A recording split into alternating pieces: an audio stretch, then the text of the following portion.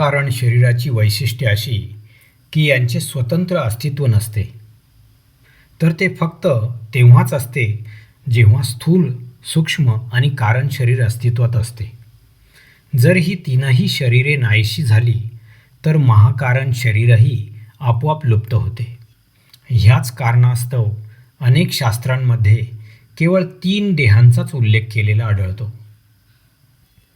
कारण चौथा देह फक्त त्यांच्या सापेक्षतेतच प्रकट होतो.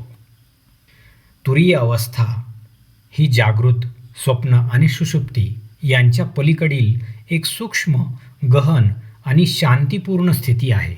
आपण असे म्हणू शकतो की पूर्ण जागृत नाही, स्वप्न नाही, गाढ झोपही नाही, तर या तिन्हींपेक्षा भिन्न अशी चौथी अनुभूती आहे. येथे आत्मा फक्त साक्षी रूपात स्थिर असतो. या अवस्थेत इच्छाशक्ती प्रबळ असते, वाणी मौनास समीप असते म्हणजे परावाचा, आणि आनंदाभास म्हणजेच ज्ञानातून उद्भवणारी विशेष प्रकारची शांती अनुभवली जाते.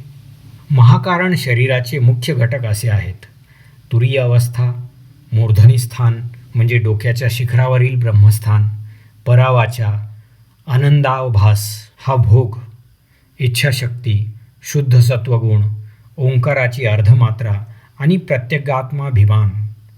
हे सर्व घटक सूचित करतात की ही अवस्था इतर तिन्हींपेक्षा सूक्ष्म आहे, परंतु अद्यापही ती पूर्ण आत्मस्वरूप नाही. म्हणूनच वेदांत म्हणतो की शुद्ध आत्मा तुरीयातीत आहे, म्हणजे आत्मा या तुरीय अवस्थेपेक्षाही परे म्हणजे पलीकडचा आहे. जेव्हा तीनही देह आणि त्यांच्यासह हा चौथा महाकारणही लुप्त होतो, तेव्हाच शुद्ध, शाश्वत, अविनाशी आत्मा उरतो. तो न जन्मतो ना नाश पावतो. तो फक्त सत्यस्वरूप आहे, अखंड, अविनाशी आणि अनंत.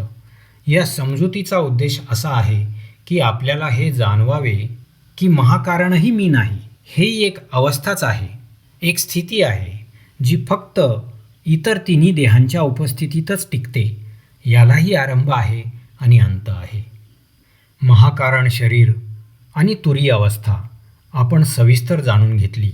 ही अशी स्थिती आहे जी तेव्हाच अस्तित्वात राहते जेव्हा स्थूल, सूक्ष्म आणि कारण शरीर विद्यमान असतात. हे तीनही नसतील तर महाकारणही राहत नाही. त्याचे अस्तित्व देखील त्या तिन्ही शरीरांवरच अवलंबून आहे. त्यालाही प्रारंभ आहे, परिवर्तन आहे आणि अंतही आहे. म्हणूनच ते नित्य नाही, शाश्वत नाही. आत्मा अगदी याच्या विरुद्ध आहे, म्हणजे नित्य, अजन्मा, अविनाशी आणि सदैव एकरस. आत्मा कधी जन्म घेत नाही, कधी मरत नाही, ना घटतो ना वाढतो. महाकारण शरीर ही एक फक्त अवस्था आहे, पण आत्मा त्या अवस्थेचा साक्षी आहे. हाच बोध साधकाला नवी दिशा दाखवतो. जर मी स्थूल नाही, सूक्ष्म नाही, कारण नाही आणि महाकारणही नाही, तर मग मी आहे तरी कोण? हा प्रश्नच आत्मज्ञानाचा उंबरठा आहे. इथूनच साधक अंतर्मुख प्रवास सुरू करतो. तिथे देह, अवस्था, गुण हे सर्व मागे राहतात आणि फक्त शुद्ध साक्षी चैतन्य उरते. या विभागातील मजकूर सुनील खांड बहाले लिखित को हम, मी कोण या ग्रंथातून घेण्यात आलेला आहे.